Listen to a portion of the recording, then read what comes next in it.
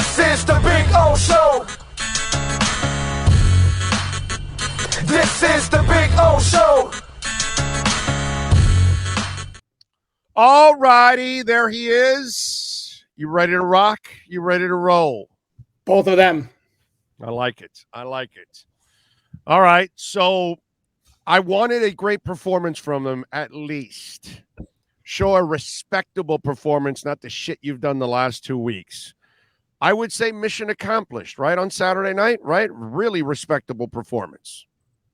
Without question. Yeah, respectable. I don't know if I go great, which actually is even better because they didn't play a perfect game. They played a very good game that they easily could have won, maybe should have won. Should have won. And I left feeling that game, even though it's a third consecutive loss, personally feeling a lot better about this team than I did coming into the game. Dude, I could not be more disappointed with Mike McDaniel. I don't know about you, and his excuses on those third and shorts were unacceptable. You're gouging them. Your running backs are running for over 7 yards a carry. If you would have at least half the time tried it on those third downs and failed, then okay. But you passed every time and you failed. You put Braylon Sanders in a position that, my God, young man, just run, child, run, and you might run into a touchdown, and you could have put Cedric there, or you could have put Gesicki or somebody. You put a neophyte in that position. You take a 2-point conversion at the beginning of the game when that's ridiculous. You're moving the ball. You're on the road. Bro, take the point. I thought McDaniel had a terrible game as a head coach. I thought he made the decisions that ruined that game. Even on the third and shorts, I think he would have gotten a couple of those, which would have extended drives, which would have burnt more clock, which might have produced more points.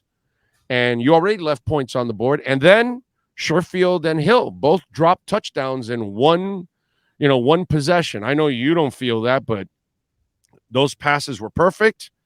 Mac Hollins made a catch for the Raiders.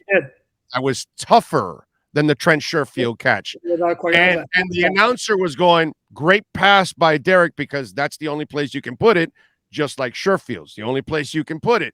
Sherfield's got to come up with it. It was totally catchable, and the Tyreek Hill was totally catchable, but they were tough catches. Oh, so you changed. Okay. All right. About what?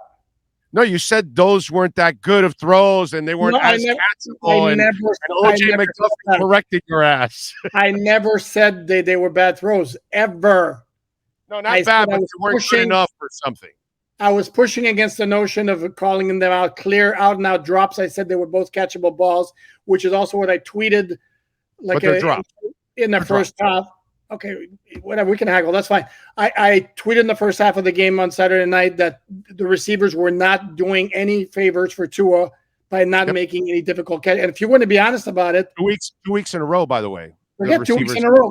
Forget 2 weeks in a row. How many difficult catches have Dolphin receivers made this year? Not a ton. Tyreek's made a bunch. Yeah, Tyreek's made a bunch. Difficult catches. He made a couple where he's adjusted well to the ball. But this is not. If we're going to talk about hands, this is not a great hands receiving core. It's fast as hell, but it's not. Well, if you don't want to use Gesicki, that's your effing problem, not mine. Yeah, somebody's going to have to explain that one to me. They can't explain it to you. They can't explain it to you because there's no common sense to it. Just like when he said, well, the defense was expecting us to run or whatever, or, I'm paraphrasing. I'm like, I watched the defense. They were right in the face of your receivers. They were actually, here's an interesting thing that I brought up earlier on the show. So you needed to run the ball, and you chose not to when you're gouging them. Interesting how the ignorance steps in on that. So you come from a running offense, which is what Shanahan and all that is. The base of it is running. Well, years ago, Shanahan had a 25-point lead in a Super Bowl. And all he had to do was what? Run the goddamn ball, and did not run the ball. And he kept being hard-headed and passing. Interesting how the Padawan has the same bad habits as the Jedi. Yeah, and sometimes it reeks to me of at times smart guys trying to be too smart. That's an issue. I personally could not have hated the 3rd and 1 call. Oh my God. The pass to Durham Smythe morph. I mean, that thing never had a shot. I mean, you just see how many, you look at the replay, see how many Buffalo defenders are lined up right at the line of scrimmage. The line he had to gain for the first down. He had 0 shot. And on top of everything else, the execution was bad because there was immediate pressure where the play didn't have a chance to be done properly. And same thing with the screen to the bubble screen to Tyreek Hill. Because we forget the Dolphins had the ball when it was 29-29 before Buffalo went on that 6-minute drive to win the game. The Dolphins had the ball and they were in Buffalo territory. And the drive went, it went like this. And the big reason was the bubble screen call. And on that one, I don't know if I hated the call more than I hated the execution. And it started with Tyreek not selling anything at all. Right. Yeah, you're right. Backing off Elam at the line of scrimmage, and Elam was right on top. Elam almost made the catch. Almost made the catch, yeah. He was all over. I don't know if that's part of it. If you saw Tyreek Hill put out a tweet basically apologizing for his performance, and I'm going to come back stronger. And I don't know if that was part of it. And well, he also has to feel like shit that he dropped a touchdown too. And it's not like he's not sold it before. I mean, if he takes 2 really hard steps forward, how far back do you think Elam is by that time? Scared shitless. He gets all the space he needs. Right. Correct. Yeah. Correct. Yeah. And then you come back for it, and he just didn't make a move, and I don't understand it. And that blew up the whole play. So, look, and I said it, Tua played very, very well against Buffalo. The issues, again, left too many points on the field, and they couldn't get off the field on 3rd down. One more thing that I got to bring up to you, because you have age, okay, just like I do. And I think it's something that none of us realize, okay, except for me, of course, because I'm on that side. Can you remember a quarterback ever that we said, oh, can he play in the snow or the rain? How screwed up is that? Because it's the stupidest thing in the world. Everyone plays in the snow and the rain. Everyone. Kids play in the snow and the rain. Except everyone. Big O. We've never done that for any quarterback in the history of time. Just because somebody had a bad game in bad weather doesn't mean they can't play. We never said if David Craig with his small hands could play in the rain, bro. And you're old enough for me to say that shit. It's the most ridiculous and insulting thing that we do to Tua, that we put these lines in front of him that we've never put for any quarterback in the history of the game. You can't name one guy ever. We never said that about Penn. We never said that about Pat White. We never said that about Beck. None of these guys that they ever come out, whoa, can they play in the rain? Can they play in the snow? Can they play in the cold? Can they do this? And he doesn't even have small hands. Here's the thing, though. Here's the thing. No, you're right. I can't remember it happening before. But here's the issue. The issue is that in those cold games he had in his first 2 seasons, regardless of other circumstances around, he did not play well. He did not throw the ball well. And then, he made the comment himself after the Tennessee game, which didn't help his cause in this particular situation, about the rain giving him a hard time. Had he not said anything, he doesn't help himself out in the first year when he says, I didn't really know the entire playbook. Correct. Of course you didn't, because you're not the starter. The offensive coordinator is buddy with the other quarterback, and they're kind of focusing on getting ready and trying to win games. They're not worried about you nearly as much. So they're not going to teach you nearly as much. So I can understand why you may not know the entire playbook by the end of the year. Plus, it really wasn't suited for you as it is. So, I can kind of understand that. His honesty is held against him, dude. You know what I mean? Like, this happens to him, here's the thing. If we want to play that game he's the one that tells you that short quarterbacks have a different, and all of a sudden we have a whole bunch of people that watch football, and they start telling us, because I'm sure you got it, oh, the Dolphins drafted a short quarterback. How stupid is that? Don't you know that a shitload of short quarterbacks have played in this league? That's normal, dude. Come on. And we discussed it at the time, and it wasn't like, oh, it's a great revelation that yes, he's not as tall as other quarterbacks. Duh. It's not a revelation. It's just you're stupid and you don't know football. That's what it is. Because that's normal. Being sarcastic. Anybody that went off on that comment, it's you. You really don't know football. That's all it is. No, I understand that. I am just playing I'm playing devil's advocate here. And again, the track record for his performances in cold weather before Saturday night was not good. And then he made those comments. You have to understand that that's going to bring up the question, whether we like it or not, fair or not. Okay. But he answered the question because he had a very good performance. Yeah, but it's just, which is another reason again to feel better after the loss, even though it's a third straight loss. Because you may not like it, you may not have had any doubt whatsoever. No, but all we can go by at the NFL level is that he had not played well in bad weather conditions. I know that, but I didn't have any doubts because that's never existed in the history of the game. It's never existed. There are quarterbacks you can't perform as well. Who was it that was like labeled like, oh, he can't play in the rain, he can't play in the cold? Who? You're also talking about a high first-round pick, Big O. That's the thing. I know, but it's never happened. Nobody's ever gone through that, dude. Even while they're playing, we don't even remember any guys at all. Yeah, no, that guy. Now, you know what we do remember? The guy that doesn't play well on prime time. You know, remember like, was it Andy Dalton or there's certain guys that Kirk Cousins, right? That's exactly. That's another one that like they go to prime time or the playoffs, and you know that I understand. Whether it's sunny, nighttime, raining, snow, no, we never talk about the elements. It's just the prime time that I've heard. I've never heard anybody talk about that. And look, here's the other thing. Like I lost it with Marcel on Saturday night. So he goes to me, okay, he played well. Now we got to see how he does off script. And I'm like, Marcel, what the hell are you doing now? You're now moving the goalpost again? That's not who he is. He's not going to be Mahomes. He's not going to be young Russell Wilson. He's going to be Peyton Manning and Brady and Breeze and Montana, and he's going to be a pocket passer, bro. He'll make some things. Yeah, the Baltimore Ravens game where he spins and yeah, he'll make a play or two, but he's not going to live like Josh Allen.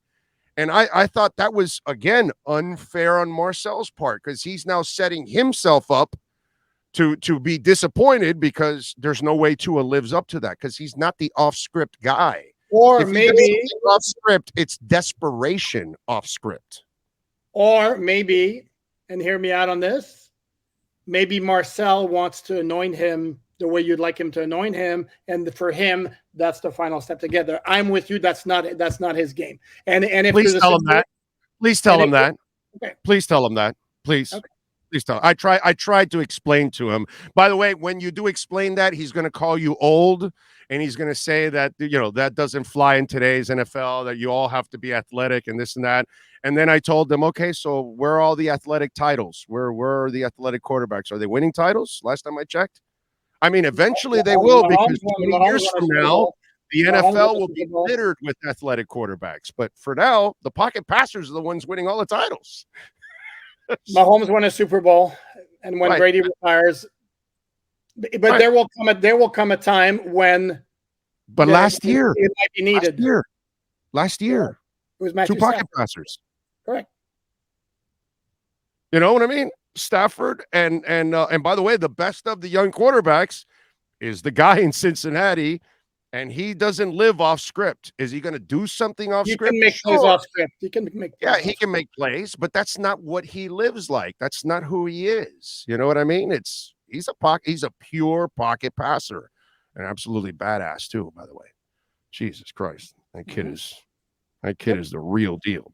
All right, so we look at Bradley Chubb. What the hell is going on with Bradley Chubb? Brother, I watched the film. He rarely gets double teamed. The chip blocks are kind of weak.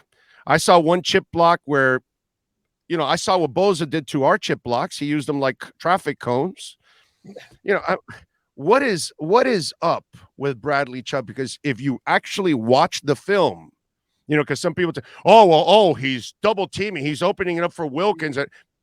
Crap, dude. Wilkins has been a badass and getting better every year on his own. Jalen Phillips had 8.5 sacks last year. His motor doesn't stop.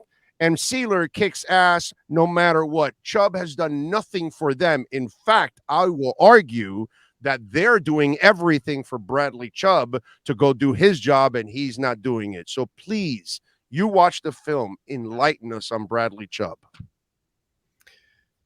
Is it possible that maybe we all expected too much out of Bradley Chubb, and it could be that maybe he's just a good above average player and not Von Miller light, something like that. And here's the thing. Here's the thing to me that was very troubling in rewatching the game. Key sequence on that final game-winning drive that, my God, that was excruciating, that the Dolphins had chances. Sealer gets a sack. Now they got Buffalo in the 2nd and 18. And it's a prime game-winning situation right there. They rush 4 on the next play, and the 4 they're rushing are Christian Wilkins, Zach Sealer, John Jenkins, and Jalen Phillips. And you noticed that, right? Yeah. Sorry? Yeah, you noticed they took him off the field. Yeah. Where the absolute hell is Bradley Chubb? And is not, or where the hell is Melvin Ingram? Isn't that a situation that screams for both of them? So, and then what happens? Alain has all day to throw, and Gabriel Davis eventually comes back, gains 15 yards, makes it a 3rd and 3, and then they convert and go on. But to answer your question, yeah, I think maybe because I've looked at him, and there's nothing that really jumps out in terms of what he does athletically. Right, nothing. I see his numbers. Again, can you back me up here? He doesn't get double teamed all the time. Rarely, actually. No. Rarely. Yeah. So anybody that tells you about getting double teamed, you can tell that person really does not watch the games. Okay, just so you'll know. Anybody that tells you that out there, he rarely faces double teams. It's insane. Yeah. In fact, he should be rarely facing double teams the way Christian Wilkins is playing, with the way Jalen Phillips is playing, because Jesus Christ, those guys don't stop, man. Mm-hmm. They are fun to watch. When you watch the film, go look at Bradley and then look at the other two, and it's like, wow, it's night and day. It's night and day. Dude, I also made the argument last week that I think maybe they traded for the wrong linebacker at the trade deadline, and maybe it was the guy from Chicago they needed to get, because they still also could use a major impact inside linebacker. And I talked to my buddies in Baltimore, and they're going crazy over what Roquan Smith's doing for that defense. Josh Allen takes up off the middle, and it's Duke Riley. So I tweet out Zach Thomas, John Offerdahl, Nick Bonacani, Duke Riley. What's wrong in this picture? It's like, and Duke's a great guy, okay? Yes. But he's probably a 4th linebacker on a real linebacking core, okay? That's really what he is. He's probably the guy you want coming off the bench, filling in for one of your guys. And I know he's a great effort guy, and he's got all kinds of great leadership qualities, and he's probably one of the best interviews out there to talk to and all of that. And he's a solid player. Correct. In fact, you get more out of him than you will get out of Eguavon. And so, I like out of who? Eguavon. Oh. Okay. I'm just doing a little French, bro. Come on, Yeah. Trying to be a little bit more cultured here on the show. Dude, they don't have a difference making inside linebacker. Let's be honest. None. I mean, not anywhere near that. So. And how lost must Tyndall be at this point that they can't put him on the field? That's and listen, that's normal. By the way, before any of you freak out, that happens with linebackers all the time. Defensive tackles, offensive linemen. Sometimes they just don't have that first year. Some of them, it's so much for them that, usually let's not pretend he was like the 15th pick in the draft. No, but what I'm saying, it doesn't matter. I've seen guys, in their first year not be much, not do much. That's kind of, in those positions, I've seen it before. It's not something that's completely abnormal, in other words. You know what I'm saying? But man, at least he's active, unlike Azukama. Yeah, which is crazy, right? Because he tore it up in preseason, yet Braylon Sanders, the undrafted guy, jumps him and gets and by the way, every time he's been out there, he has not performed. So, Yep. that one's kind of tough. What else did you see in this game that you liked? Outside of the Bradley Chubb stuff that we don't like, give me something that you did like that we didn't talk about. I like how the offensive line held up. Robert Hunt had 2 false starts, but I noticed him on some run blockings where he's clearing up like gigantic holes. I mean, the right side, Mostert was making a killing over there. And I noticed Hunt's the one I noticed the most. I noticed Brandon Shell also great job in run blocking. Dude. Connor Williams a couple of times. I mean, Mostert was great there, but he had some gigantic holes. In fact, when I saw Shell a couple times, I was like, "There's no way Eric Fisher gets any shot to start. He'll be the fill-in guy from here on out because Brandon, even if Austin Jackson comes back, there's no way you take Brandon Shell out, bro. I mean, he has been a really nice find in the middle of the season. God, that one's a good find. No, really that one was good. Right. So, I really like the work of the offensive line. That was very impressive. They only gave up 2 sacks against a Buffalo defense going through puberty here. Buffalo defense's pass rush actually had been very good even after they lost Miller, and the Dolphins pretty much kept them in check. There was 2 sacks, including one on another 3rd and 1 where they're dropping to a back to pass. Can't say I like that at all. That play call either, going back to how we started the conversation. But no, that's the thing that stood out to me. And again, the fact that they went toe-to-toe with the Bills, easily could have won. And I wrote a column on Sunday morning. Like I said, there's reason to feel better now than before the game, even though they lost again. I'll give you something else I feel better about, and I think the Dolphin Nation should feel better about moving into these last final games and hopefully into the playoffs. Jason Sanders. Jason Sanders looks like he's in a groove. That kick he hit, he nailed it right down the middle, obviously, and in tough situations, cold conditions. The wind wasn't howling, so that was a little bit of a break for everybody, passers and kickers. But still, it was a concern for us. But over the last couple of weeks, Jason has been nailing some field goals and some from a distance. No, without question. I mean, he's looking like 2020 Jason Sanders. And that could be big in the playoffs because those games logically figure to be close. Alain, any way to fix the return game? Is there anything out there on that team that they have it outside of, obviously going with Tyreek or Waddle, but you don't want that. Is there anything else you would try that you don't think they've tried? I just don't see it. I mean, it's like I think they're satisfied with Cedric Wilson fielding the punts cleanly and getting you like 10 yards here and there. What is it, Scott Miller? Scott Schwade's. I was going back even farther than you. Oh, that too. Scott Schwade's too. Scott Miller, Scott Schwade's. It was the guy that Shula could just settle for because he would catch the ball. That's it. It was like people would complain to Shula, well, why don't you get someone? Yeah, I want a returner too, but I need somebody that at least can catch the ball. That's what you guys don't understand. He was trying to tell people it's really important just to hang on to the ball, first of all. Yeah, I would love to get a guy that can return it 50 yards, but I can't find that now, so I got to find a guy that can catch the ball. And I guess that's what Cedric. That's an expensive fair catcher, I got to say. Yeah, and that was the 2 offseason decisions now that I look back on and go, okay. Well, but it's not their fault. Tyreek became available, and that I can't. Well, and it's the same. And it's the same thing. It's the same thing with Gesicki. They tagged him at the time before they made the trade to Tyreek Hill, and figuring that maybe we'll need him in the passing game. And once they got Tyreek, the whole configuration of the offense changed, and it was like, he doesn't really fit into the puzzle anymore. And so now they're stuck with 2 guys that they're paying a combined like $18 million to do very little.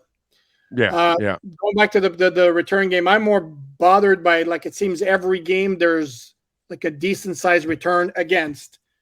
I can live with the Dolphins never getting a long return. It is what it is. They don't have Jakeem Grant anymore. But like even the longest kickoff return in the game Saturday night was by the Bills. Again, it was like 36 yards, which isn't gigantic, but the Dolphins are not getting anything more than 25. So yeah, Josh Allen doesn't need any extra help, is what you're saying. Pretty much, correct. And even against the Chargers, there was like a 20-yard punt return. So eliminate those, and I can live with the lack of long returns by the Dolphins themselves. All right, what are you working on alldolphins.com so every Dolphin fan in the world follows it? Remember, you're not a Dolphin fan if you don't bookmark alldolphins.com. Once you do that, you're officially a Miami Dolphins fan anywhere in the world. What do you got for us? Well, before I came on, I was just about to wrap up a story that deals with a subject we touched on here, the 3rd and short issues. And actually, it's even more specified. This is 3rd and 1, where it may shock you to find out the Dolphins are last in the NFL in success rate. And so I dug up some interesting, eye-opening numbers on that issue, delved into the problems, and I was about to publish it right before I came on with you, and then I'm going to go back to it right now. And then Mike McDaniel's addressing the media later this afternoon, so we'll see what he has to say, and obviously, chronicle everything he says, and then see if are any stories of interest coming out of that. All right. Appreciate you as always, my brother. We will catch up later on in the week. Follow him on Twitter, by the way, at Poupart NFL. Alan, as always, thank you, my man. Appreciate you. Oh, and by the way, when you see Marcel, tell him that Tua's not one of those kind of quarterbacks. Okay. Enlighten his ass. Okay? Will do. And he'll call you old later. I wear it proudly. Yeah, me too. But that's what he did later. He called me old. Oh, that happened 20 years ago, 40 years ago, you old fart. That's not how football is played anymore. Don't you know us young whippersnappers? We know how football is played, not you old farts. So Marcel treated me like an old fart on Saturday night.